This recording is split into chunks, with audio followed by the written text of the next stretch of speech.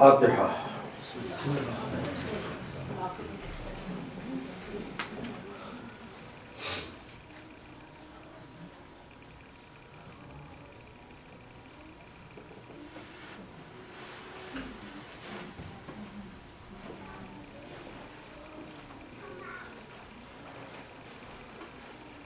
اعوذ باللہ السمیع العلیم من الشیطان اللعین اللعین الرجیم۔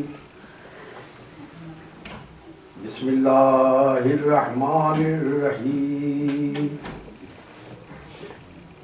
الحمد للہ رب العالمین والعاقبۃ للمتقین والجنۃ للموحدین والنار للعاصین، والصلاۃ والسلام والتحیۃ والاکرام علی سید الانبیاء والمرسلین، خاتم النبیین شفیع المذنبین، النبی الامجد الرسول المسدد المصطفى الاحمد ابی القاسم محمد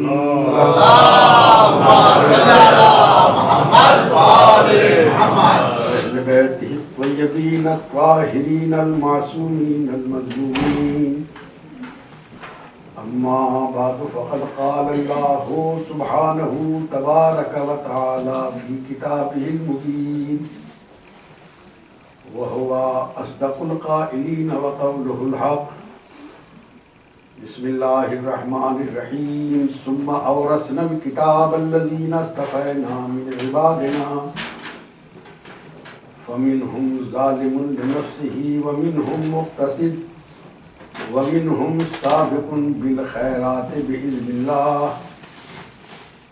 ذلك هو الفضل الكبير۔ صلوات پر محمد اللهم صل على محمد وآل محمد۔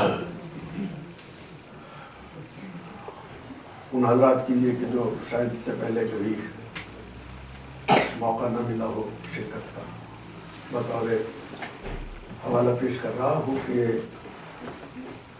قرآن مجید کے سورہ فاطر نمبر 35 اور اس کی آیت نمبر 32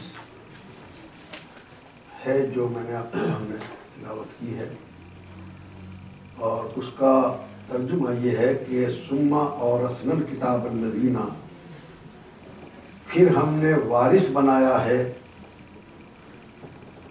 اس کتاب کا ان لوگوں کو کہ جنہیں ہم نے اپنے بندوں میں سے چن لیا ہے، منتخب کر لیا ہے۔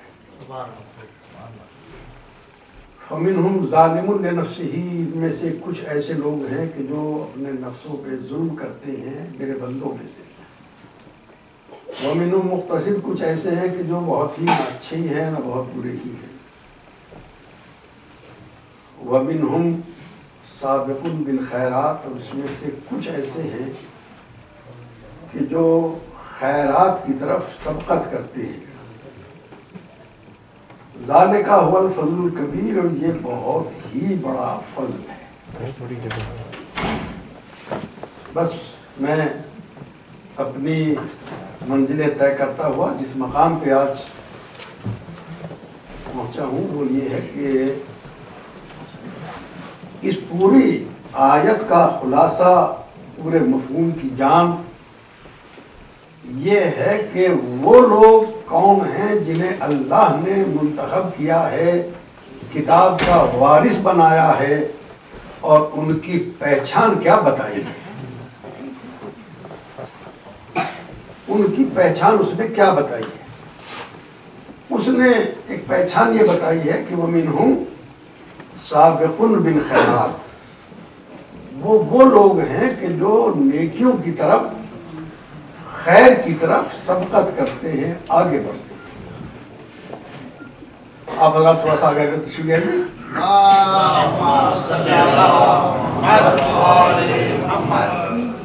جو خیر کی طرف سبقت کرتے ہیں۔ اب یہ تو میں عرض کیا کرتا ہوں کہ کچھ ایسے الفاظ ہوتے ہیں کہ جو اصل میں کچھ اور تھے اور ہوتے ہوتے کن معنی میں استعمال ہونے لگ جاتے ہیں.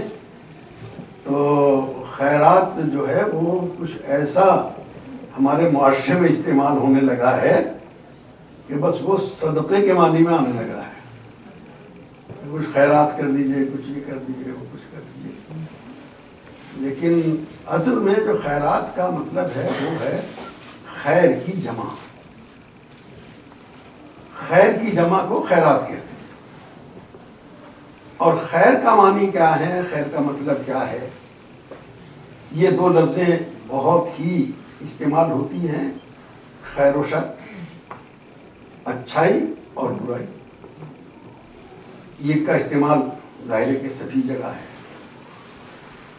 تو اب سوال یہ پیدا ہوتا ہے کہ خیر یعنی اچھا, شر یعنی برا, اس کا پیمانہ کیا ہے؟ کون سی چیز اچھی ہے, کون سی چیز بری ہے؟ اس لیے کہ زمانے کے ساتھ, حالات کے ساتھ, وقت کے ساتھ, علاقے کے ساتھ اس کا مطلب بھی بدل جاتا ہے. کہ آپ جسے خیر سمجھ رہے ہیں اسے خیر دوسرے نہیں سمجھتے. ایک زمانے میں جو چیز اچھی سمجھی جاتی تھی اب اچھی نہیں سمجھی جاتی. ایک زمانے میں جسے برا سمجھا جاتا تھا اب اسے اچھا سمجھا جا رہا ہے. تو ایسا کوئی معیار نظر نہیں آتا, ایسا کوئی پیمانہ نظر نہیں آتا کہ جس سے ہم یہ بتا سکیں کہ فلاں چیز اچھی ہے, فلاں چیز بری ہے. میں اپنے بچوں کے لیے وضاحت کے طور پہ کہہ دوں, مثال کے طور پہ ایک زمانہ ایسا تھا کہ معاشرے میں کچھ چیزوں کو مثلا اچھا سمجھا جاتا تھا, اب اچھا نہیں سمجھا. ذرا غور فرمائیے کہ وہ چیزیں, اور جب شخصی حکومت تھی جب ان کا معیار کچھ اور تھا, اور اب جب جمہوری نظام ہے تو اب ان کا نظام کچھ اور ہے. یہ جو معیار ہیں وہ زمانے نے کچھ ایسے مقام کے اوپر لا کے کھڑے کر دیا ہے کہ ایک جو تصور, کانسیپٹ ابھر کے آتا ہے اچھائی کا یا برائی کا, وہ یہ ہے کہ جس چیز کو زیادہ لوگ اچھا کہنا شروع کر دے وہ اچھا ہے, اور جسے زیادہ لوگ برا کہنا شروع کر دے وہ برا ہے. یہ کانسیپٹ ابھر کے آیا ہے. اس سے بحث نہیں ہے کہ خود اس کے اثرات کیا ہیں اور خود اپنے طور کے اوپر وہ کیا چیز ہے. اب یہ پہلو بالکل تقریباً ختم ہو گیا ہے. اور میں نے کل عرض کیا تھا کہ جیسے ہمارے ملک میں اور پڑوسیوں میں بھی سب سے زیادہ اگر ترقی کسی مسئلے میں کی ہے تو وہ کرپشن کے سلسلے میں کی ہے. ایسے کہ جو صدیوں میں فاصلے نہ طے ہو سکے وہ برسوں میں طے کر کے, مہینوں میں طے کر رہے ہیں. تو وہاں اکثر مشورے ہوتے ہیں کہ آخر اس کرپشن کا خاتمہ کیسے ہو. اس نے تو پورے سماج کو جکڑ لیا ہے, اس نے تو پورے سماج کو برباد کر دیا ہے, حوالہ کر دیا ہے, اس کا خاتمہ کیسے ہو. تو ایک صاحب نے جو مشورہ دیا ہے وہ یہ ہے کہ کرپشن کے خاتمے کا بس ایک طریقہ ہے کہ اسے لیگلائز کر دیجیے.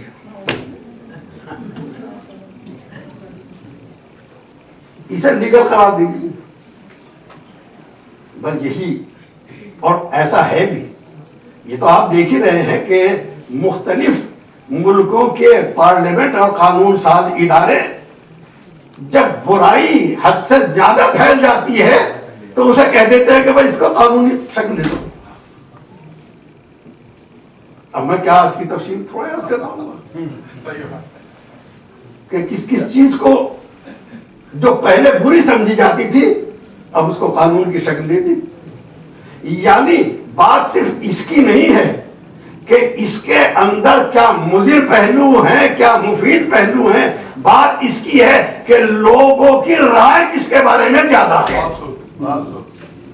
یہی ہے نا, لوگ کس کے بارے میں زیادہ رائے ہیں؟ بس جدھر ہو گیا وہی اچھا ہو گیا. تو اب آپ سوچئے کہ کچھ لوگوں نے یہ نہیں طے کر پایا. بہت بڑا مسئلہ ہے میرے عزیزوں, بہت بڑا مسئلہ, آج سے نہیں ہزاروں برس سے ہے یہ طے کرنے کے واسطے کہ معیار کیا ہے, خیر کا معیار کیا ہے, شر کا معیار کیا ہے, اچھا کیا ہے, برا کیا ہے. آج تک یہ طے نہیں ہو پایا. جس چیز کو آپ اچھا سمجھ رہے ہیں دوسرا اسے برا سمجھ رہا ہے, جسے آپ برا سمجھ رہے ہیں اسے دوسرے اچھا سمجھ رہے ہیں. تو کوئی اسٹینڈرڈ تو ہونا چاہیے, کوئی پیمانہ تو ہونا چاہیے, کچھ تو ایسی چیز ہو کہ جس سے ہم کہہ سکیں یہ اچھا ہے یہ برا ہے. تو ایک صاحب نے بہت تدبر کے ساتھ میں, بہت غور کے ساتھ میں, بہت فکر کے ساتھ میں, سوچنے کے بعد میں ایک اس کا پیمانہ بتایا. اور پیمانہ یہ بتلایا کہ جسے عقل یہ کہہ دے کہ اچھا ہے وہ اچھا ہے, جسے عقل یہ کہہ دے یہ برا ہے یہ برا ہے. اب سوال یہ ہے کہ عقل کو یہ کیسے سہارا ملے کہ وہ یہ فیصلہ کر سکے کہ اچھا کیا ہے اور برا کیا ہے. اس لیے کہ ایک اور اسکول آف تھاٹ پیدا ہوا تھا اور جو آج بھی ہے, کہنے کے لیے اس کا کوئی شاید زبان سے اقرار کرنے والا نہیں ہے مگر عمل کرنے والے زیادہ تر وہی ہیں. آپ غور سے سننا ہے میری بات کو کہ زبان سے کہنے والے تو بہت کم ہیں لیکن عملی طور کے اوپر اس کو ماننے والے بہت زیادہ ہیں, میجارٹی ہے. وہ کیا ہے؟ وہ ہے مذہب منفعت.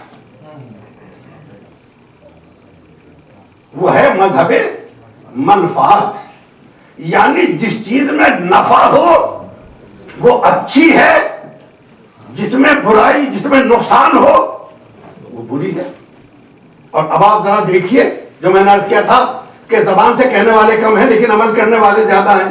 ذرا سماج کے اوپر, سوسائٹی کے اوپر نظر ڈال کے آپ دیکھیں تو آپ کو معلوم ہوگا کہ آدمی کہتے ہیں کہ وہ فلاں صاحب ہیں بہت برے آدمی ہیں, ان کا ایسا چال چلن ہے, ان کا ایسا رفتار ہے, ان کا ایسا رویہ ہے, ان کا ایسا سلوک ہے. کہا صاحب ہوں گے ہمارے لیے تو اچھے ہیں, ہے نا, ہمارے لیے تو اچھے ہیں. اور لوگ برائی تو کرتے ہیں, ہم نے تو کوئی, ہم سے تو جب بھی ملے بہت اچھے ڈھنگ سے ملے. یعنی جس سے ہمیں نفع ہو رہا ہے وہ اچھا, اور جس سے ہمیں نفع نہیں ہو رہا ہے وہ برا ہے. اور اب اسکیل اس مقرر کرنے کے بعد میں کہنے لوگ یہ لگے ہیں کہ صاحب ہوں گے کسی بڑی پوسٹ کے اوپر, ہمیں تو کوئی فائدہ نہ ہوا. یہ ہے نا, ہمیں تو کوئی فائدہ نہ ہوا. یعنی ان کے اس کو نہیں دیکھا کہ ان کے حدود کیا تھے, اختیار کیا تھے, ممکن تھا یا نہیں تھا, چونکہ آپ کو فائدہ نہیں پہنچا لہذا برا ہے.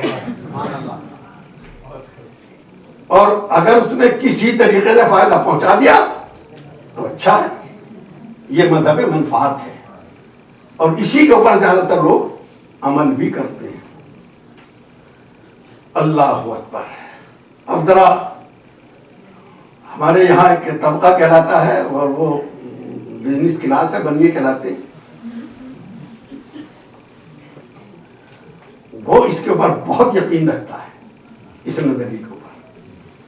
کہا یہ جاتا ہے کہ جب کسی مسئلے میں اس کو سزا دی گئی تو جج نے اس سے یہ پوچھا کہ یہ بتا کہ تجھے پھانسی دوں کہ سولی دوں. کہا جس میں نفع ہو,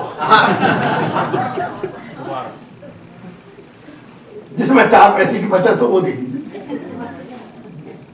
تو یہ ہے وہ مذہب منفعت کہ جس نے یہاں وہ معیار ہی ختم کر دیے ہیں کہ صحیح کیا ہے, اصل کیا ہے اور غلط کیا ہے. بس اب تو یہ ہے کہ جس کو زیادہ لوگ ماننے لگے وہ صحیح ہے, جس کو لوگ یعنی ہوتے ہوتے نوبت یہ آ گئی ہے کہ خیر و شر کا معیار اتنا مٹ گیا ہے کہ جو بدترین اعمال و افعال سمجھے جاتے تھے اب ان کو اچھا سمجھے جا لگا، جو بہترین اعمال سمجھے جاتے تھے اب انہیں حقارت کی نگاہوں سے دیکھا جا رہا ہے۔ صلوات بر محمد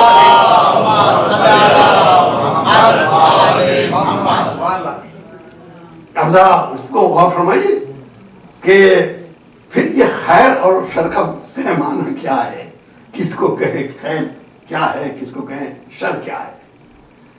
اور یہ میں نے عرض کیا کہ یہ بھی حقیقت ہے کہ ہمارے سماج میں یہ بہت بات ڈر آئی ہے کہ اس سے مستثنا نہیں ہے، بہت کم شاذ و نادر کہ جہاں یہ دیکھ کے کہہ رہے ہیں اب ہوتے ہوتے یہ تصور عبادتوں کے اندر بھی ڈر آیا ہے کہ نماز اس لیے پڑھ رہے ہیں کہ جنت ملے گی۔ اللہ اللہ، فلاں کام اس لیے کر رہے نہیں کر رہے کہ دوزخ میں جانے کا ڈر ہے، تو وہی ہے نا نفع نقصان۔ لیکن اس سے بلند اٹھنے کے بعد میں، اونچا جانے کے بعد میں اگر ایک کانسیپٹ آپ کو دینا ہے تو پھر مقام وہ آ جاتا ہے جہاں میرا مولا فرماتا ہے کہ معبود تیری اطاعت نہ جنت کے لالچ میں کرتا ہوں نہ دوزخ کے ڈر سے کرتا ہوں، اس لیے عبادت کرتا ہوں کہ تو لائق عبادت ہے۔ صلوات بر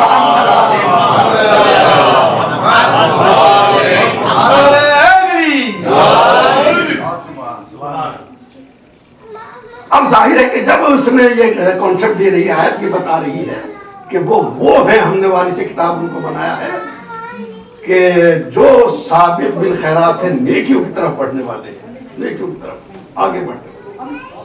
اب ظاہر ہے کہ جب یہی پتہ نہیں ہے کہ خیرات کسے کہتے ہیں، خیر کسے کہتے ہیں، تو بڑا مشکل ہو جائے گا۔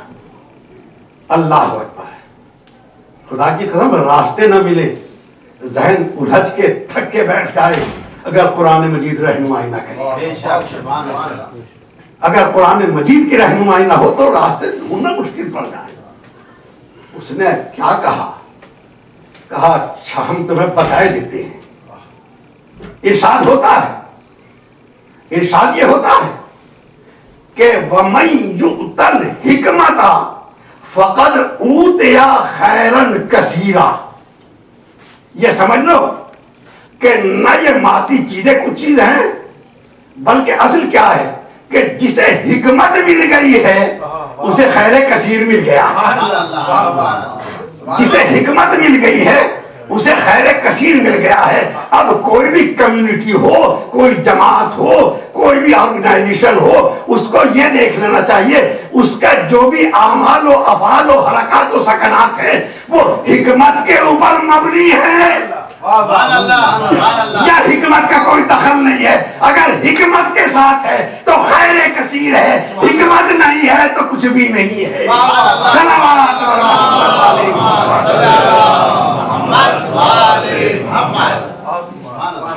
حکمت ہے، خیر کثیر۔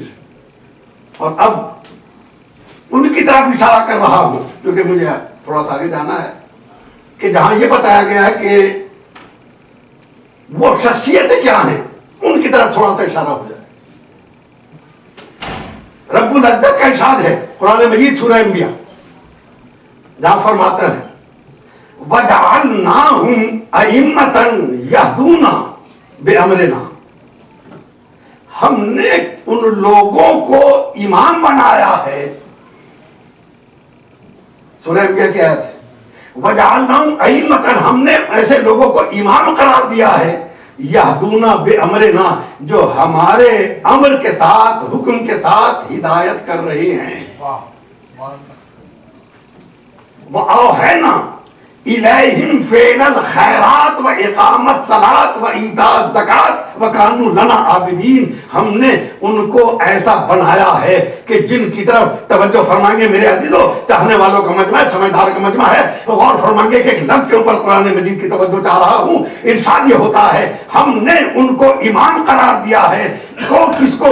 جو یہدون بامرنا، جو ہمارے حکم کے ساتھ ہدایت کر رہے ہیں، ہدایت کر رہے ہیں۔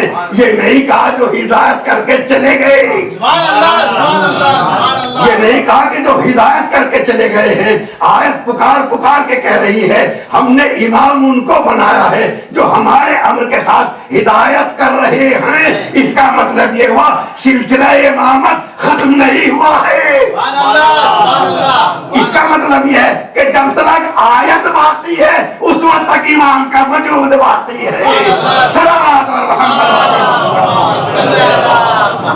وآل محمد۔ ایک مرتبہ پھر صلوات پڑھے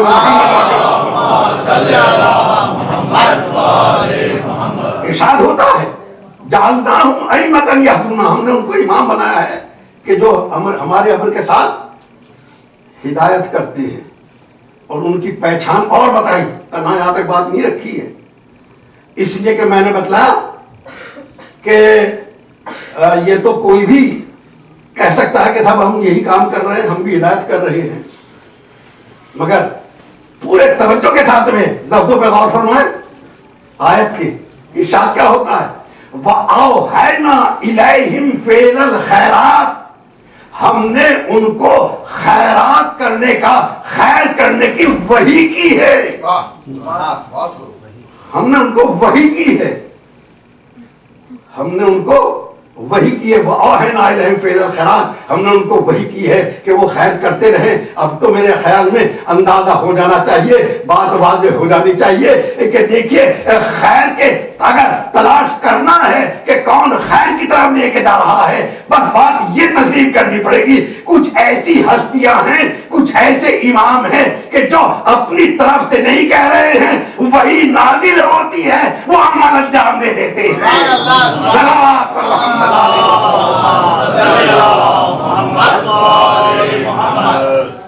اوحینا الیہم فعل الخیرات، ہم نے وحی کی ہے ان کی طرف کہ وہ خیر کرتے رہے، وہ اقامت صلاۃ، نماز قائم کرتے رہے، زکوٰۃ دیتے رہے، وکانوا لنا عابدین، یہ ہمارے عبادت گزار، یہ پہچان بتائی۔ اور اب اس کے بعد میں جب ارشاد ہوتا ہے کہ وَمَن یُؤْتَ الْحِکْمَتَ، پھر پہچان کیا ہے؟ وَمَن یُؤْتَ الْحِکْمَتَ فَقَدْ أُوتِیَ خَیْرًا کَثِیرًا، جسے حکمت عطا ہو گئی ہے اسے خیر کثیر مل گیا ہے۔ اور حکمت کی میں نے ایک گزشتہ اپنی کسی گفتگو میں عرض کیا تھا کہ حکمت کا کو جب تقسیم کرتے ہیں، پہچانواتے ہیں، سمجھاتے ہیں، بتاتے ہیں، قرآن مجید نے صرف اتنا کہا ہے کہ حکمت خیر کثیر ہے۔ دوسرے موقع پر اس نے کیا کہا ہے؟ ادعو الی سبیل ربک بالحکمت والموعظۃ الحسنہ، اپنے پروردگار کے راستے کی طرف بلائیے، دعوت دیجیے۔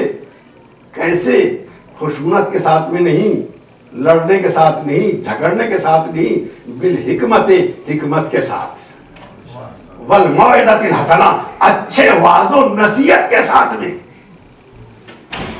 وجادلہم باللتی ہی احسن، اور اگر ایسی نوبت بھی آ جائے کہ جب آپ کی گفتگو آپس میں ٹکرانے کے طور کے اوپر آ جائے تو پھر وجادلہم باللتی ہی احسن، تو ان سے آپ اس انداز میں رویہ اپنانا جو سب سے بہترین طریقہ ہو۔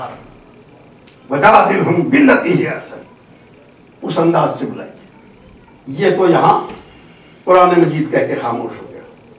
اب حکمت کے معنی جب ہم نے پوچھے، آخر مسلم فلاسفرز نے جب اس کو ڈیفائن کرنے کی کوشش کی ہے، ہر ایک نے اپنے اپنے طور کے اوپر معنی بتایا، اور جس کے اوپر سب کا اتفاق ہوا وہ یہ ہوا ہے کہ حکمت کے معنی یہ ہے کہ احوال موجودات کو بقدر طاقت بشری جاننا، یہ ڈیفینیشن اس کی۔ احوال موجودات کو، حال نہیں، احوال جمع ہے۔ موجودات ایک موجود نہیں، جتنے موجود ہیں ان کو جتنی آپ کے اندر صلاحیت ہے ان کو پہچاننا، یہ ہے حکمت۔ یعنی ابھی تک تو یہی پتہ نہیں کہ موجودات کتنے ہیں، اور ابھی تو یہ بھی معلوم نہیں کہ کس کس کی ابھی تحقیق ہونی باقی ہے، ابھی یہ بھی نہیں معلوم کہ کل کیا چیزیں سامنے آنے والی ہیں، اور موجودات کا بھی دائرہ صرف ہماری نگاہوں تک محدود نہیں ہے، ہو سکتا ہے کہ ابھی وہ خطے بھی باقی ہوں، وہ حصے بھی باقی ہوں کائنات کی جہاں تک انسان کی ابھی رسائی بھی نہیں ہوئی ہے۔ اور جب موجودات کو آپ پہچان لیں تب ان کے حال کو نہیں احوال کو جانیں، اور جب ان تمام درجوں پہ فائز ہو جائیں گے تب کہا جا سکتا ہے کہ آپ کو حکمت عطا ہوئی ہے۔ سبحان اللہ، صلوات بر محمد سبحان اللہ، سبحان تو وہ احوال موجودات ہے، اور جب موجودات کی منزل ہے تو اب سوچئے کہ جس کو حکمت عطا ہوئی ہے وہ کیا ہوگا، وہ کیا ہوگا۔ جب اس کو تقسیم کیا گیا ہے تو دو حصوں میں تقسیم کیا گیا، ایک حکمت نظری، ایک حکمت عملی۔ نظری کا مطلب ہے الہیات یعنی میٹا فزکس، فزکس اور میتھمیٹکس تین کی طرف، اور ادھر حکمت عملی تہذیب اخلاق تدبیر منطق سیاست مدن، یعنی حکیم قرآن کی نگاہوں میں اس کو کہا جا سکتا ہے جو الہیات کے مسئلوں کو بھی سلجھا سکتا ہو، طبیعیات میں بھی رہنمائی کر سکتا ہو، ریاضیات بھی بتا سکتا ہو، اخلاق کی بلندیوں پر بھی ہو، خاندان بھی اونچا ہو، اور جو دنیا کو صحیح راستے پہ لے جانے کی صلاحیت رکھتا ہو۔ صلوات پر محمد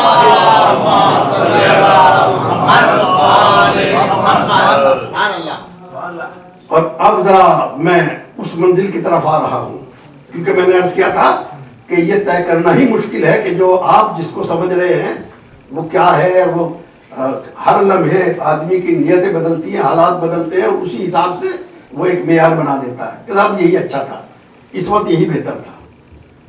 حالات کے تحت اس کا پیمانہ بدل جاتا ہے۔ تو قرآن مجید نے عجب لفظ استعمال کی ہے، خدا کی قسم اس کی بلاغت کے اوپر قربان چلے جائیے، کتنے احتیاط اور کتنے دور رس نتائج کے ساتھ میں الفاظ کا استعمال ہے۔ ارشاد کیا ہوتا ہے؟ یہ نہیں کہا کہ وہ جو بھی خیرات کرتے ہیں، سابقون بالخیرات نہیں کہا ہے، بے اذن اللہ بھی کہا ہے۔ بے اذن اللہ، اللہ کی اجازت سے کرتے ہیں، یعنی خود بنائے ہوئے اصولوں کو نہیں پھیلاتے، جو معیار ہم نے مقرر کر دیا ہے ان کی تبلیغ و ترویج کیا کرتے ہیں۔ صلوات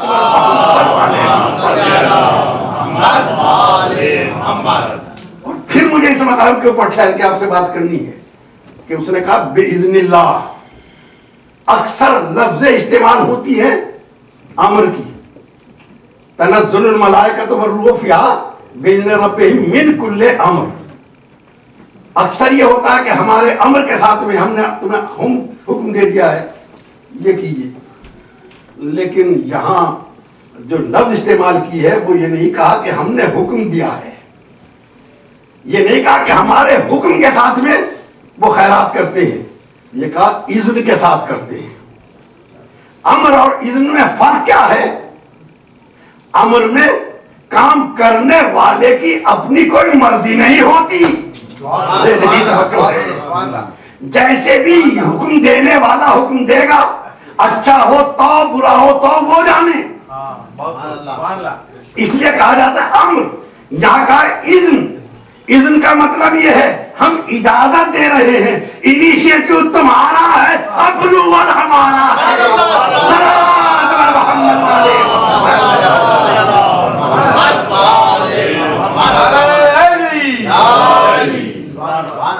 اللہ اکبر۔ بے اذن اللہ، اللہ کی اذن کے ساتھ کرتے ہیں، اجازت ہے۔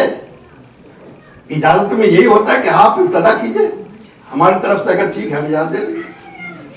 تو اب ظاہر ہے کہ جو شخصیتیں اس منزل کے اوپر ہوں گی، یہیں سے تصور عصمت بھی سامنے آ جاتا ہے میرے عزیزوں، اسی سے تصور عصمت بھی سامنے آ جاتا ہے۔ اکثر بچے، اکثر نوجوان سوال کیا کرتے ہیں کہ جب ادھر سے عصمت کا پہرا ہے تو پھر ان کے کردار کی حیثیت کیا ہے؟ اس لیے کہ جب ادھر سے ہی ہے، جو کچھ بھی ادھر سے ہوتا ہے وہ یہی کرتے ہیں، تو ان کا تو اپنا کوئی عمل دخل نہیں ہے۔ اسی لیے کہا ہے عصمت کے تصور کو سمجھ لیجئے. تصور یہ ہے عمل انہیں کرنا ہے، رضا ہمیں دینی ہے. سبحان اللہ سبحان اللہ. رضا ہم دے رہے ہیں. اور جب وہ مقام آ جاتا ہے، جب وہ منزل آئی ہے کہ اس کو اذن ہو گیا ہے، تو اب ظاہر ہے کہ ان کا اذن کا اندازہ بھی ہوگا. اس نے خود بھی اشارہ کر دیا کہ ہم وہی نازل کرتے ہیں، اور اذن بھی آ گیا ہے. اب ایسے موقع پر اگر کوئی خاتون عید کے موقع پر اپنے بچوں سے یہ کہہ رہی ہو کہ تمہارے کپڑے درزی کے یہاں گئے ہیں، تو اس کا مطلب یہ ہے اپنی طرف سے نہیں بول رہی ہے، اذن خدا سے بول رہی ہے. سبحان اللہ سبحان اللہ. ہاں وہ مقام، وہ منزل کے جہاں میں یوتا حکمت فقط اوتیا خیر کثیرہ، جس کو حکمت عطا ہو گئی خیر کثیر عطا ہو گیا. اب میں نے بتایا تھا کہ حکمت کیا ہے، مگر جب حکمت کے نتیجے میں انسان کے صفات ابھر کے آتے ہیں، جسے حکمت عطا ہو جاتی ہے، حکمت پانے کے بعد میں جو صفات ابھر کے آتے ہیں، یوں تو بے شمار فضائل ہیں، چاہے جس قدر گنتے چلے جائیے شمار کرنا مشکل ہے. لیکن جب وہ سب کچھ سمٹ کے آتے ہیں تو چار جگہ، چار فضیلتوں میں سمٹ جاتے ہیں، اور اسی کی تمام شاخیں ہیں جو پھیلتی چلی جاتی ہیں. سخاوت ہو، صداقت ہو، مہمان نوازی ہو، جو بھی ہے وہ سب اس کے اندر سمٹ کے آ جاتا ہے. وہ ہے چار. تمام حکمت کے نتیجے میں جو صفات انسان کے اندر ابھر کے آتی ہیں وہ ہیں چار. ایک کہلاتی ہے عفت، دوسری کہلاتی ہے شجاعت، تیسری کہلاتی ہے حکمت، چوتھی کہلاتی ہے عدالت. غور کریں گے نا، بہت سی طرح سا خشک مضمون ہے مگر ضروری ہے. پہلا مرحلہ عفت، دوسرا مرحلہ شجاعت، تیسرا مرحلہ حکمت، چوتھا مرتبہ عدالت. یہ عفت کیا ہے کہ آدمی کا کیریکٹر کیسا ہے، چال چلن کیسی ہے. شجاعت کیا ہے کہ یوں تو اس کو زبانی طور کے اوپر چاہے جتنی تقریر کرا لیجیے، اچھی سے اچھی تقریر کر لے گا، لیکن جب وقت پڑے گا بھاگ جائے گا. ایسا نہیں چاہیے. اور پھر اگر کوئی ایسا موقع ہو تو شعور اتنی بلندی کے اوپر ہو کہ نہ صرف خود کو بچا لے بلکہ دوسروں کو بھی بچا لے. اور چوتھے ہے عدالت، اس منزل کے اوپر آ گیا ہو کہ جو حق کو حق کر دے، ناحق کو ناحق کر دے، سچ کو سچ کہہ دے، جھوٹ کو جھوٹ کہہ دے، پانی کا پانی کر دے، دودھ کا دودھ کر دے. سبحان اللہ سبحان اللہ. یہ ہے وہ جس کے اندر یہ شعور پیدا ہو جاتا ہے. اب آپ نے انداز لگا میں لفظ بدل رہا ہوں کہ عفت کیا ہے. کردار کی مضبوطی کا نام ہے عفت، اپنے عقیدوں پہ مکمل یقین کا نام ہے شجاعت، کائنات کے اسرار کو پرکھنے کا نام ہے حکمت، اور کائنات کے معاملات کو سلجھانے کا نام ہے عدالت. سبحان اللہ. صلوات علی محمد.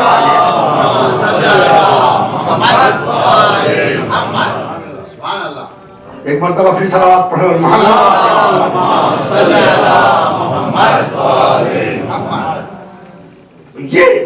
یہ وہ چار پیمانے ہیں کہ جہاں عفت ہے، شجاعت ہے، حکمت ہے، عدالت ہے.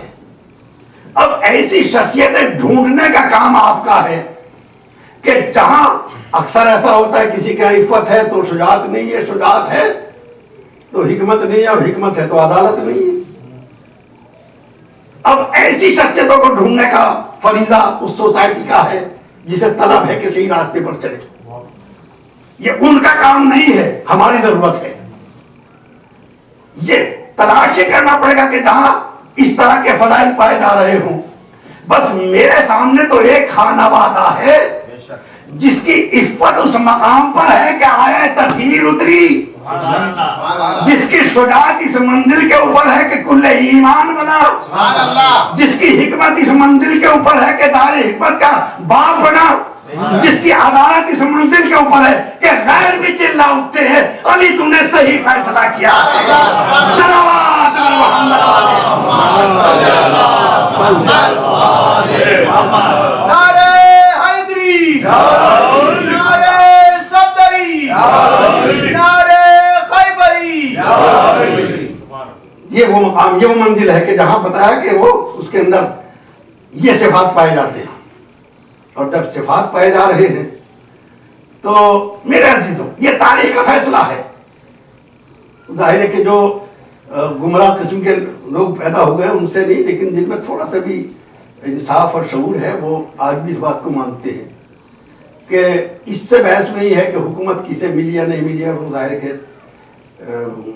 بہت بات الگ ہو چکی ہے، لیکن اتنا سب مانتے ہیں کہ عصمت میں ان سے بڑھ کر کوئی نہیں ہے، شجاعت میں ان سے بڑھ کر کوئی نہیں، حکمت میں ان سے بڑھ کر کوئی نہیں، عدالت میں ان سے بڑھ کر کوئی نہیں۔ یہ سبھی تسلیم کرتے ہیں، علم ان جیسا نہیں، حکمت ان جیسی نہیں، شجاعت ان جیسی نہیں، یہ سبھی تسلیم کرتے ہیں۔ مگر ایک عجیب بات ہے، ایک میں نے آپ کے گھر میں بھی کتابیں ہوں گی اور جس میں سیرت ہوگی، ائمہ معصومین کی، دوسرے لوگوں کی بھی ہسٹریاں بھی ہوں گی، سبھی لوگ کسی نہ کسی عنوان سے جب کسی کا لائف ہسٹری پڑھتے ہیں یا سیرت پڑھتے ہیں تو وہاں سسٹم یہی ہے، طریقہ یہی ہے کہ پہلے بتایا جاتا ہے ماں باپ کون ہیں، یہ کب پیدا ہوا تھا، وہاں کا ماحول کیا تھا، گھر کے حالات کیا تھے، جوانی کیسے گزری، بڑھاپا کیسے گزرا اور کیسے رخصت ہو گئے، اسی کے اندر اخلاق کیسے تھے، یہی سب باتیں بیان ہوتی ہیں۔ میں نے ہر ایک کو پڑھ کے دیکھا، ان شخصیتوں کو بھی پڑھ کے دیکھا، ان کے بارے میں بھی وہی سب کچھ نظر آیا جو مجھے عام لوگوں کے بارے میں نظر آتا ہے۔ یہ معلوم ہے کہ فلاں تاریخ کو پیدا ہوئے، اور ظاہر ہے کہ ماشاءاللہ آپ تو جتنا مناتے ہیں اوروں کو تو پتہ بھی نہیں ہے۔ مجھے اس کے اوپر یوں یاد آ رہا ہے کہ ایک دفعہ بڑا ہنگامہ ہو گیا تھا علی گڑھ مسلم یونیورسٹی میں، وہاں علی سوسائٹی کا زیر اہتمام علی ڈے منایا جاتا ہے، ہر سال منایا جاتا ہے، سب مل کے مناتے ہیں، اس میں کوئی فرق نہیں ہے، سنی شیعہ سبھی مل کے اس کو انجام دیتے ہیں۔ اور ایک دفعہ کسی نے کہا کہ صاحب اوروں کو بھی منائیے، یہ مطالبہ ہوا، آخر وہ بھی ہمارے ہیں۔ تو اس وقت حیدرآباد سے وائس چانسلر تھے علی محمد خسرو، ان کے پاس پہنچے اور کہا کہ صاحب دیکھیے آپ یہ بھی ہے، یہ بھی ہمارے ہیں، لیکن اوروں کو بھی موقع ملنا چاہیے، ان کا بھی ہونا چاہیے۔ انہوں نے کہا بہت صحیح ہے، بالکل، وہ تاریخ مجھے آپ بتا دیجئے، جو تاریخ ان کے ہاں تو طے ہے 13 رجب، آپ کے کس تاریخ میں منانا چاہتے یہ فیصلہ کر کے لے آئیے گا، میں اجازت نہیں دوں گا۔ سبحان اللہ، سبحان اللہ، صلوات و محمد و آل محمد۔ صلی اللہ محمد و آل محمد۔ تو اب ظاہر ہے کہ ان کی بھی شخصیتیں، ان کی تاریخ پیدائش بھی معلوم ہے، تاریخ وفات معلوم ہے، ان کے حالات معلوم ہے، باپ کون تھا، ماں کون تھی، اور یہ بھی معلوم ہے کہ بچپن کیسے گزرا، جوانی میں کیا، سبھی کچھ باتیں معلوم ہیں۔ مگر نہیں معلوم تو ایک چیز نہیں معلوم جو سب جگہ ملتی ہے، وہ اہل بیت کے لیے نہیں ملتی۔ معمولی سے معمولی شخصیت کے بارے میں مل جاتی ہے، نہیں ملتی تو اہل بیت کے بارے میں نہیں ملتی۔ وہ یہ ہے کہ ہر چیز موجود، آبا و اجداد کون، خاندان کیا، گھر کہاں، وطن کیا، پیدائش کب، وفات کب، اخلاق کیسے، سیرت کیسی، سب ملتا ہے۔ یہ نہیں ملتا کہ استاد کون تھا۔ سبحان اللہ، سبحان اللہ، سبحان اللہ، سبحان اللہ۔ یہ پورے پڑھ کے دیکھ لیجئے، کسی کے بارے میں یہ نہیں ملے گا کہ ان کا استاد کون تھا، کس نے ان کو پڑھایا۔ اللہ اللہ، اب تو پتا چلا کہ بغیر استاد نے کوئی ہے بھی نہیں، اور منزل پہ علم میں بھی سب سے زیادہ، شجاعت میں بھی سب سے زیادہ، حکمت میں بھی سب سے زیادہ، عدالت میں بھی سب سے زیادہ، اے پروردگار ان کا استاد تو کوئی نہیں ہے، کس نے سکھایا؟ سبحان اللہ، سبحان اللہ، سبحان کہا یہ زمین کے کسی استاد کے محتاج نہیں ہے، ان کو تو ہم نے اپنی طرف سے خود علم دے کے بھیجا ہے۔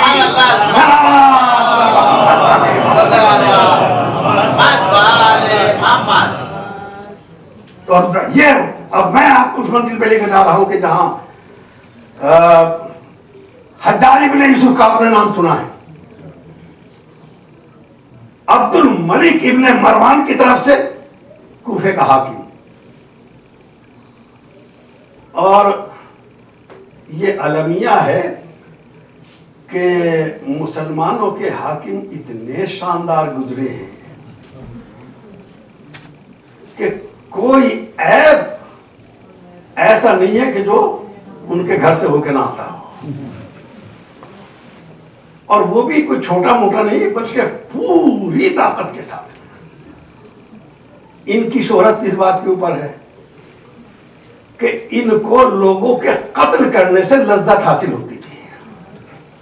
یہ حجاج ابن یوسف ہے، عبد الملک کی طرف سے خلیفہ، وہی حاکم عاملی، اور خصوصی طور پہ حضرت علی کے نام کا بھی دشمن تھا، اور اہل بیت کی دشمنی کی کوئی انتہا نہیں۔ دنیا میں چند ہی لوگ ہیں کہ جو اس شان کے اوپر فائز ہیں۔ اس کا جب یہ قتل کرتا تھا تو سیدھے طریقے سے نہیں، بلکہ جس کو قتل کرتا تھا، خاص طور پہ وہ چاہنے والے ہوتے تھے حضرت علی، ان کے بدن میں زخم لگاتا تھا اور اس پہ نمک ڈال کے چھوڑ دیتا تھا۔ یہ تھا اس کی عادت اور شوق ذوق۔ اس کو تڑپتا ہوا دیکھ کر بڑا مسکراتا تھا۔ اس کے سلسلے میں یہ تو عام تاریخوں میں سبھی میں ہے کہ جب یہ مرا ہے تو قید خانے سے 50,000 قیدی وہ نکلے تھے کہ جن کا کوئی قصور ہی نہیں تھا۔ یہ حجاج، اس کے زمانے میں ایک خاتون کے بارے میں اسے پتا چلا کہ علی کے فضائل بیان کیا کرتی ہے، اور نام ہے اس کا حرہ بنت حلیمہ سعدیہ۔ حلیمہ سعدیہ وہ خاتون کے جس کے یہاں سرور کائنات ابتدائی دور میں رہے ہیں، اس کی بیٹی حرہ نام ہے۔ بس یہ سننا تھا کہ اس کو بلا کے لاؤ۔ آ گئی، آنے کے بعد کہا کہ تو کون ہے؟ کہا میں وہی ہوں جسے تو نے بلایا ہے۔ کہا میں نے سنا ہے کہ تو حضرت علی کے فضائل بیان کرتی ہے۔ کہاں کرتی ہے؟ اب ظاہر ہے کہ ایسے ظالم کے سامنے تو اسے پورا یقین ہی ہوگا نا کہ ڈر کی وجہ سے ذکر بھی نہیں کرے گی۔ جیسے ہی کہا لیکن میں نے یہ سنا ہے کہ تو سب سے زیادہ درجہ انہی کو دیتی ہے، سب کے اوپر فضیلت دیتی ہے۔ یعنی یہ غلط سنا ہے، یہ جو تو نے کہا ہے کہ میں بیان کرتی ہوں یہ تو صحیح ہے، لیکن سب سے زیادہ فوقیت دیتی ہوں یہ غلط سنا ہے۔ کہا پھر صحیح بات کیا ہے؟ کہا صحیح بات یہ ہے کہ فوقیت تو اس کو دی جاتی ہے کہ برابر میں بھی کوئی کچھ ہو۔ سبحان اللہ، سبحان اللہ۔ فضیلت تو اس کو دی جاتی ہے کہ صاحب یہ ہیں اور وہ ان سے آگے ہیں۔ میں تو علی کے مقابلے پہ کسی کو سمجھتی ہی نہیں ہوں، تو فوقیت دینے کا مطلب کیا ہے؟ کہا کہ تو کس بنا پہ دیتی ہے؟ کہا کہ اگر تو سمجھنا ہی چاہتا ہے تو یہ تو علی کی توہین ہے میرے عزیزو، حرہ کے الفاظ میں، کہ وہ فلاں سے بہتر تھے، فلاں سے بہتر سے، فلاں سے بہتر تھی، تو توہین علی۔ کہا پھر کہا اگر فضیلت ہی دینے کی بات ہے تو پھر مجھ سے سن، اپنے ساتھیوں میں ہم عصروں میں علی کو فضیلت نہیں دیتی، میں تو انبیاء کے اوپر فضیلت دیتی ہوں۔ سبحان اللہ، سبحان اللہ۔ بس آپ سمجھے کہ ظالم کا ظلم کس عنوان تک پہنچا ہوگا، اتنا جو علی کا نام نہ سن سکتا ہو۔ لوگوں نے اس کے زمانے میں نام رکھنے چھوڑ دیے تھے علی کے اوپر، اور ایک شخص نے تو باقاعدہ جا کے یہ کہا تھا کہ میرے ماں باپ نے میرے اوپر ظلم کیا ہے کہ میرا نام علی کے اوپر رہ دیا ہے۔ یہ اس ظالم کے دور کی بات ہے۔ کہا کہ تو کہنا کیا چاہتی ہے؟ کہا جو تیری مرضی ہو وہ کرنا، مگر میری باتیں سن لے۔ قتل ہی تو کرے گا، اس کے لیے تیار ہو کے آئی ہوں۔ کہا سن، حضرت آدم کون تھے؟ علی کون ہے؟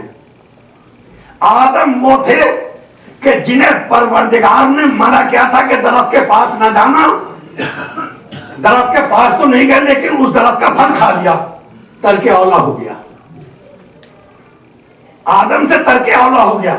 علی نے کبھی اس درخت کی غذا ہی نہیں کھائی جو ترک اولا کا بھی تصور ہو سکتا۔ دوسری بات سن، نوح کون ہے؟ نوح وہ ہیں کہ جنہوں نے اپنے بیٹے کے واسطے یہ دعا کی پروردگار اس کو بچا لے، یہ میرا بیٹا ہے۔ علی کے بیٹے وہ ہیں کہ جو جوانان جنت کے سردار ہیں۔ اور سن، قرآن مجید نے کیا کہا ہے کہ امرات نوح اور امرات لوط کا ذکر کرو، کانتا تحت عبدین صالحین فخانتاہما، یہ ہمارے دو نیک بندوں کے ساتھ تھیں، دو خاتون، مگر انہوں نے وہ حق ادا نہیں کیا، یہ قرآن مجید کہہ رہا ہے۔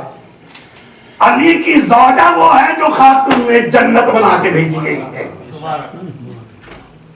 ابراہیم سے سن، ابراہیم نے پروردگار کی بارگاہ میں دعا کی، میرے معبود بتا دے تو مردوں کو زندہ کیسے کرتا ہے، اور ادھر سے آواز آئی کیا تمہیں ایمان نہیں؟ کا ایمان تو اطمینان چاہتا ہوں۔ اللہ اکبر، یہ ابراہیم کا ایمان و اطمینان ہے۔ یہ علی ہے جو کہہ رہا ہے کہ لو کشف الغطاء لمزددت یقینا، آسمان کے پردے بھی ہٹ جائیں تو علی کے یقین میں کوئی اضافہ نہیں ہو سکتا۔ صلوات محمد۔ اور اس کے بعد میں کہا موسیٰ کے بارے میں سن، جب مصر سے چلے ہیں تو یہ قرآن مجید نے بتایا کہ فخرج منہا خائفا، جب موسیٰ مصر سے چلے ہیں تو خوف کی حالت میں چلے ہیں، مصر سے نکل کے جا رہے ہیں خوف کی حالت میں، موت سے زندگی کی طرف بڑھ رہا ہے قدم، مگر پھر بھی خوف۔ اور قرآن مجید کے الفاظ ہیں، علی وہ ہے کہ جو تلواروں کی چھاؤں میں بستر رسول پہ سویا، اتنے اطمینان سے سویا ہے، اتنے اطمینان سے سویا ہے کہ پروردگار نے اس کا نفس خرید لیا۔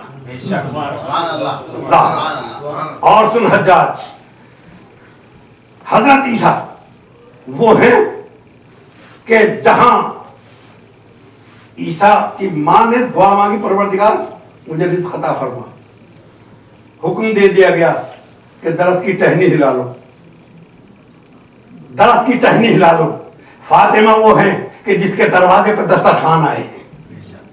اور ایک منزل وہ آئی ہے کہ جب عیسیٰ سے یہ پوچھا گیا کہ عیسیٰ یا عیسیٰ قلتا، کہ کیا تم نے یہ کہا ہے کہ اتخذونی و امی الہتین، کہ مجھے اور میری ماں کو تم خدا بنا لو؟ یہ بھی قرآن مجید میں ہے، یہ کہا گیا مجھے خدا بنا لو، کیا تم نے یہ کہا ہے؟ تو جناب عیسیٰ کہتے ہیں پروردگار میں نے نہیں کہا ہے، تو بہتر جانتا ہے کہ میں مجھ سے بہتر تو جانتا ہے، میں ایسی بات کہہ نہیں سکتا۔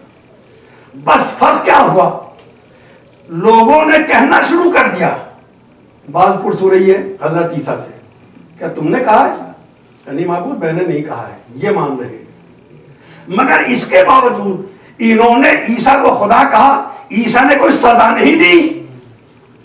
علی وہ ہے کہ جسے لوگوں نے خدا کہا اور بجائے اس کے کہ اس کے سامنے سر جھکا دیتے، علی نے ان کو سزا دی ہے جو عیسیٰ نے نہیں دی ہے۔ اللہ اکبر۔ بس کا کچھ اور بھی باتیں کہ نہیں بس کافی ہے۔ تو یہ وہ منزل ہے، یہ وہ مقام ہے کہ جس مقام کے اوپر یہ شخصیتیں پہنچی ہوئی ہیں، بس اس کے بعد میں ارشاد یہ ہوتا ہے ذالک هو الفضل الکبیر، یہ وہ چیز ہے، یہ وہ ہستیاں ہیں، یہ وہ پیغام ہے کہ جو فضل کبیر ہے، بہت بڑا فضل ہے، بہت بڑا فضل ہے یہ کہ ہم نے تمہیں یہ چیزیں عطا کی ہیں، یہ شخصیتیں عطا کی ہیں، یہ ہمارا فضل ہے۔ اور آپ اس لفظ کی نزاکت کو غور کیا، اس نے فضل کہا ہے، عدل نہیں کہا۔ آپ جب سورہ دعائے قنوت پڑھتے ہیں تو اس میں دعا کرتے ہیں ربنا عاملنا بے فضل کا ولا تعاملنا بے عدل کا یا کریم، اے پروردگار تو ہمارے ساتھ فضل کا معاملہ قرار دے، عدل کا نہیں ہے، اس لیے کہ ہم عدالت کے مرتبے پہ تیری کسوٹی پہ کھڑے نہیں اتر سکتے، ہمیں تو تیرا فضل چاہیے۔ اب اس فضل کی جس کی امت دعا مانگتی ہے، پروردگار کہتا ہے ہم نے یہ فضل تمہیں دے کے بھیجا ہے، یہ فضل کبیر ہے، فضل کبیر۔ اور میرے دوستو، جب یہی فضل اس گھرانے میں آتا ہے تو ایک شخصیت سامنے آتی ہے جس کا نام ابو الفضل ہے، سبحان اللہ، جس کا نام ابو الفضل ہے۔ اور وہ کون؟ وہ قمر بنی ہاشم، وہ کون کہ جس کے لیے اللہ اکبر ہے، عجیب مقام ہے، عجیب منزل ہے۔ میں نے کل کے اس پہ بھی عرض کیا تھا، پھر آج اسے دہراؤں گا کہ اس شخصیت کے بارے میں 3 مرثیے میرے سامنے ہیں، 3 مرثیے، اور سب کو دہراؤں، یہ بہت چھوٹے چھوٹے فقرے لیکن مرثیہ ہے۔ سب سے پہلا مرثیہ تو امام حسین نے پڑھا، جب شہادت کی خبر سنی ہے تو فرماتے ہیں عباس الان انکسرت ظہری وقلت حیلتی، عباس میری کمر ٹوٹ گئی بھائی اور میرے راستے بند ہو گئے۔ یہ حسین کا مرثیہ۔ دوسرا مرثیہ جناب زینب نے پڑھا شام غریبہ کو، کہ جب رات کو بچی کو ڈھونڈتی ہوئی زینب پہنچی ہے تو جانے کے بعد میں دیکھا علی کا شیر ترائی میں لیٹا ہوا ہے، خطاب کر کے کہتی ہے عباس الیوم نامت اعین بک لم تنم، عباس آج وہ آنکھیں سوئیں گی جو تیرے ڈر سے جاگا کرتی تھی، اور آج وہ آنکھیں جاگیں گی جو تیرے خوف سے جاگتی تھی۔ عباس ارے ہم پر بے کسی کا وقت آ گیا ہے۔ یہ دوسرا مرثیہ ہے۔ اور تیسرا مرثیہ ام البنین نے پڑھا ہے، جب جناب عباس کی شہادت کی خبر سنی ہے تو سننے کے بعد کہتی ہے کہ مجھے اب ام البنین نہ کہا کرو، بیٹے ہی نہیں رہے ہیں، جس کی وجہ سے میں ام البنین تھی۔ مگر ایک مرتبہ نہ جانے کیا خیال آیا، سوچ کر بی بی نے جب حالات معلوم کیے تو حالات معلوم کرنے کے بعد ایک دفعہ کربلا کا رخ کیا، عباس میرے شیر، میرے لال، میرے چاند، بس ایک بات کا جواب تیری ماں چاہ رہی ہے، یہ بتا دے ہوتا یہ ہے کہ جب کوئی بلندی سے نیچے کی طرف آتا ہے تو ہاتھوں کو زمین پہ رکھ دیتا ہے۔ عباس ارے مجھے یہ تو بتا دے، جب تو گھوڑے سے گرا تھا تو تو نے کیا کیا تھا؟ اس لیے کہ تیرے تو ہاتھ ہی قطع ہو چکے تھے۔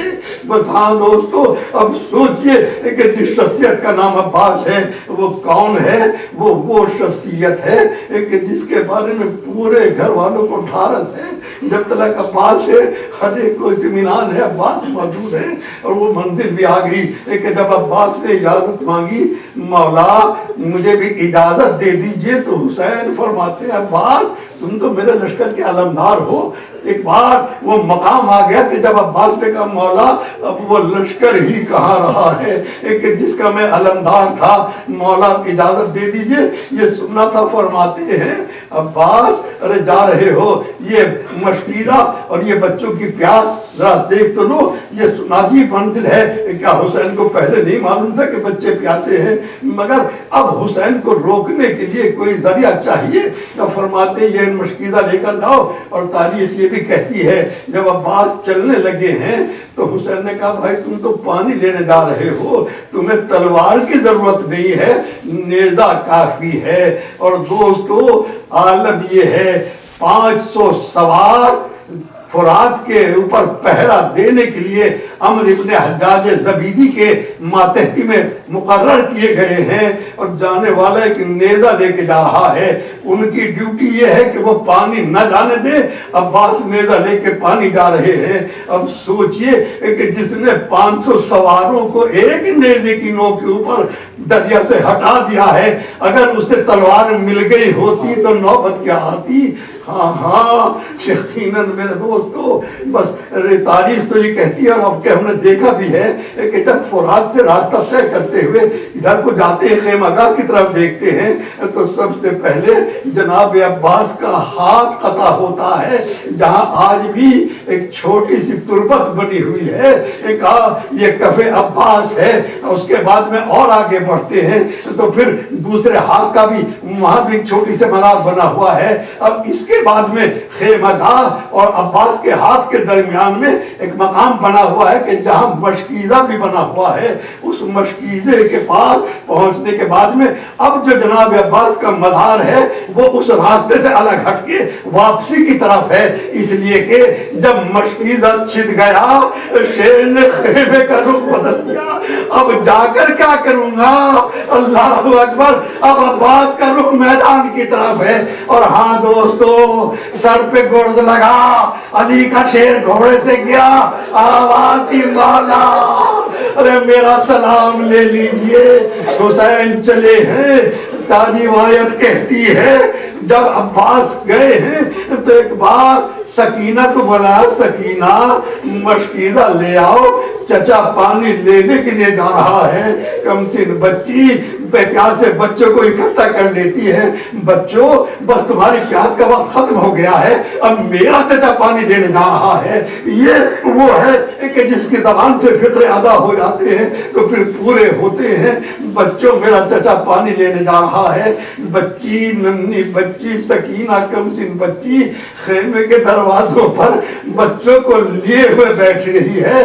अब्बास नजर नहीं आते लेकिन अलम नजर आ रहा है। अलम के ऊपर निगाहें जमी हुई हैं। कभी अलम झुका, सकीना तड़पी, फिर बुलंद हुआ, सकीना को उम्मीद पैदा हो गई, फिर अलम गिरा, अब सकीना के लिए कोई उम्मीद नहीं बची है।